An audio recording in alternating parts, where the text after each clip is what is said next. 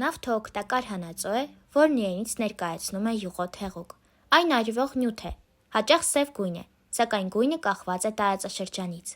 Այն կարող է լինել նաև շագանակագույն, կարմրավուն, կանաչ, դեղին և նույնիսկ թափանցիկ։ Նավթը ածխաջրածինների բարդ խառնուրդ է տարբեր միացությունների համակցությամբ, ինչպիսիք են օրինակ ծծումբը և ազոտը։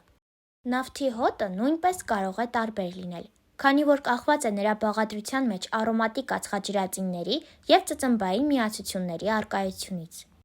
Կախված նավթը կազմող տարբեր ածխաջրածինների քանակական հարաբերակցությունից նրա հատկությունները ևս տարբերվում են։ Նավթը կարող է լինել ջրի նման թափանցիկ և հոսող։ Կարող է լինել նաև սև ու այնքան մածուցիկ ու թանձր, որ դուրս չի գա բաց կափարիչով գլխի վար շրջած անոթից։ Քիմիական տեսակետից սովորական նավթը բաղկացած է ածխածնից, ջրածնից, ծծմբից, ազոտից, թթվածնից, աղերից և մետաղներից։ Նավթը և նրան ուղեկցող ածխաջրածնային գազը գտնվում է մի քանի տասնյակ մետրից մինչև 5-ից 6 կիլոմետր խորություններում։ Ընդ որում 6 կիլոմետր և ավելի խորության վրա միայն գազ է հանդիպում, իսկ 1 կիլոմետր և բարձր խորության վրա միայն նավթ։ Ջրամբարների մեծ մասը գտնվում է 1-ից 6 կիլոմետր խորության վրա, որտեղ նավթն ու գազը հանդիպում են տարբեր համակցություններում։ Նավթը հանդիպում է նաև կոլեկտոլ կոչվող լեռնային միացություններում։ Կոլեկտոլ շերտը կարող է պարունակել շարժական նյութեր, օրինակ նավթ, գազ, ջուր և այլն։ Պարզ ասած, կոլեկտոլը կարելի է ներկայացնել որպես շատ կոշտ և խիտ սպունգ, որի ծակոտիները պարունակում են նավթ։ Նավթի ձևավորումը շատ երկար պրոցես է։ Այն անցնում է մի քանի փուլով և ըստ որոշ հաշվարկների այն տևում է 50-ից 350 միլիոն տարի։ Այսօրվա դրությամբ ամենաապացուցվածը և ընդհանուր առմամբ ճանաչվածը նավթի օրգանական ծագման տեսությունն է, որը կոչվում է կենսագեն տեսություն։ Ըստ այդ տեսության նավթը գոյացել է միկրոօրգանիզմների մնացորդներից, որոնք ապրել են միլիոնավոր տարիներ առաջ հսկայական ջրային ավազանների հիմնականում ծանծաղ հատվածներում։ Մահանալով այս միկրոօրգանիզմները հատակին ձևավորել են օրգանական նյութերի մեծ պարունակությամբ շերտեր։ Դրանք աստիճանաբար ավելի խորանալով իրենց վրա զգում էին վերին շերտերի ճնշումն ու բարձրացող ջերմաստիճանը։ Առանց թթվածնի հասանելիության կենսաքիմիական գործընթացների արդյունքում այդ օրգանական նյութերը վերածվել են ածխաջրածինների։ Այդ ածխաջրածինների մի մասը գտնվում էր գազային, մի մասը հեղուկ, մի որոշ մասն էլ պինդ վիճակում։ Համապատասխանաբար, ածխաջրածինների շարժական խառնուրդը ճնշման ազդեցությամբ աստիճանաբար շարժվել է ավելի ցածր ճնշման ուղղությամբ։ Եվ այդ շարժումը շարունակել է այնքան ժամանակ, քանի դեռ նրա ճանապարհին հայտնվել են անթափանց շերտեր և հետագա շարժումը դարձել է անհնար։ Սա թակարդ է,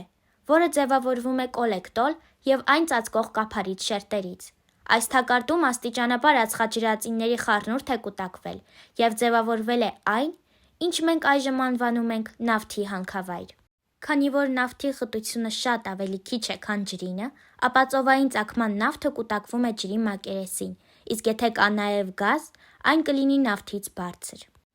Որպես օրինակ կարելի է նշել Կասպից ծովի նավթը։ Որոշ շրջաններում նավթն ու ածխաջրածնային գազը ճանապարհին թակարդի չհանդիպելով դուրս են եկել երկրի մակերես։ Օրինակ Թուրքմենստանում գտնվող Թարվազա կոչվող կրատերից անդադար գազ է դուրս գալիս։ Իսկ ինչ գործածություն ունի նավթը։ Առաջին հերթին, դա ժամանակակից աշխարհի ամենատարածված էներգակիրն է։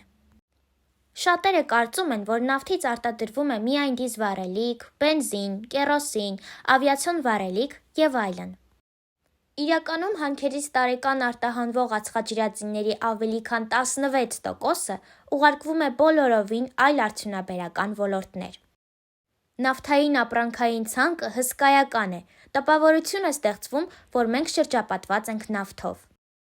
Նավթի դերը հսկա է ենթակառուցվածքների ստեղծման գործում, օրինակ ասֆալտը։ Նավթային բաղադրիչներից են արտադրվում բազմաթիվ կենցաղային քիմիական նյութեր։ Հատկանշական է, որ գրեթե բոլոր կոսմետիկ միջոցների մեջ նավթամթերքի տեսակարար կշիռը կազմում է մոտ 80%։ Օծանելիքի արտադրության 99%-ը բաղկացած է նավթաքիմիական արտադրանքից։ Նավթի առանձին բաղադրիչները լայն կիրառություն ունեն բժշկության մեջ։ Օրինակ վենոլից արտադրվում են հակաբիոտիկներ, հակասեպտիկներ, հակաալերգիկ դեղեր, վարակիչ հիվանդությունների և գլխացավի դեմ դեղահաբեր։ Իսկ ֆենոլից ստացվող ամենահայտնի դեղամիջոցն ասպիրինն է։ Ժամանակակից հագուստների շատ տեսակներ պատրաստվում են նավթից ստացվող գործվածքներից։ Նավթը խոր արմատներ է գցել հատկապես հատուկ նշանակություն ունեցող հագուստների արտադրության մեջ։ Կարելի է ասել, որ մենք ամեն օր նավթ ենք ուտում։ Գունային բազմաթիվ ներկանյութերը, խտացուցիչները, բուրավետիչները և սննդի մեջ օգտագործվող այլ հավելումները ածխաջրածինների վերամշակման արդյունք են։ Նույնիսկ թվայցյալ առողջ օրգանական արտադրանքը որոշակի նավթային հետք է կրում, քանի որ բույսերն այժմ աճեցնում են սինթետիկ պարարտանյութերի ավելացումներով։ Ժամանակակից տեխնոլոգիաները հնարավորություն են տալիս նավթից սպիտակուց արտադրել, որից հեշտությամբ մսամթերք են պատրաստում։ Յուրաքանչյուր համակարգիչ պարունակում է մոտ 10 լիտր նավթ, նույնիսկ բջջային հեռախոսները 40%-ով բաղկացած են նավթաքիմիական արտադրանքից։